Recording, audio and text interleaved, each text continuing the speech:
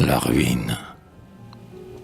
En Grèce, j'ai trouvé, parmi les noirs érables et les lauriers profonds, dans un bois consacré, caché par les buissons les plus impénétrables, un vieux temple de Pan, en ruine, ignoré. Pas un sentier ne mène à ces choses tombées, et quand vous allez là, par un instinct poussé, les branches devant vous, par votre main courbée, referment le chemin où vous êtes passé. Sur les blancs chapiteaux et les feuilles d'acanthe, son fronton se dressait jadis dans les azurs, et sur ses bas-reliefs, la lascive bacchante d'un satyre aviné guidait les pas moins sûrs.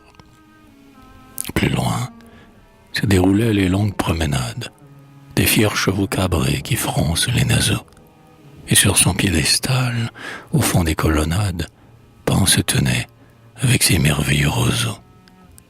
Pour porter à ses dents les flûtes inégales, dont il aime agrouper les agrestes accords, le dieu ployait, avec le geste des cigales, ses coudes anguleux serrés contre son corps.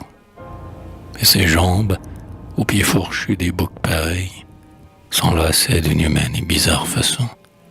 Il écoutait, rieur et dressant les oreilles, les oiseaux d'alentour répétaient sa leçon.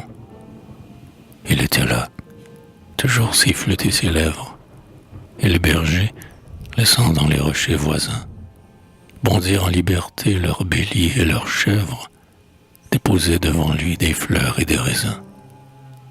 Qu'est devenu, hélas, sa superbe attitude? Le temps a fait son œuvre, encore moins que l'oubli. Plus rien. Destruction, silence, solitude, écroulement d'un Dieu passé, règne accompli.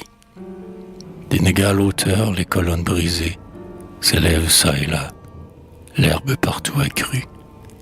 Les tronçons sur le sol verdi par les rosées gisent, on cherche en vain le profil apparu. Jamais d'hôte, jamais une vierge qui cueille un sarment vert, jamais le rire d'un enfant, jamais de bruit, sinon la chute d'une feuille ou le taillis froissé par la course d'un faon. Le jour qu'il m'apparut, portant de ce ravage, l'antique monument encore s'ennoblissait, paraissant accepter comme un linceul sauvage la végétation qui l'ensevelissait. Il s'était couronné d'une herbe échevelée, et de pampres grimpeurs, chaque fût s'entourait. Déjà la colonnade était presque une allée, et la ruine allait rejoindre la forêt. Il doit périr ainsi. La nature féconde, sa mère, veut cacher les restes superflus de ce culte donné jadis par elle au monde, qu'il abandonna, ne la comprenant plus. Pieuse et protégeant le repos des vieux marbres, elle prodigue l'herbe et les épées fourrées, et, pour ce saint devoir, elle ordonne à ses arbres d'incliner leurs rameaux sur ces débris sacrés. Pour les poètes seuls, gardiens de son grand culte, elle a voulu, jalouse, ainsi les conserver. Ta curiosité lui serait une insulte, profane voyageur qui ne sait plus rêver.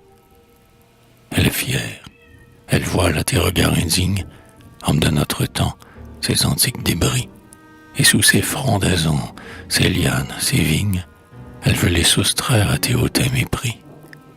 Car tu la méconnais, car tu n'as pas plus d'hommage pour l'éternel travail de son sein généreux. Tu as même tes dieux créés à ton image, et tu vas, satisfait d'un scepticisme cru. De la divinité, tu veux d'autres exemples que tout cet univers splendide que tu vois. Il ne te suffit plus pour ériger des temples d'un son lointain de flûte entendu dans les bois.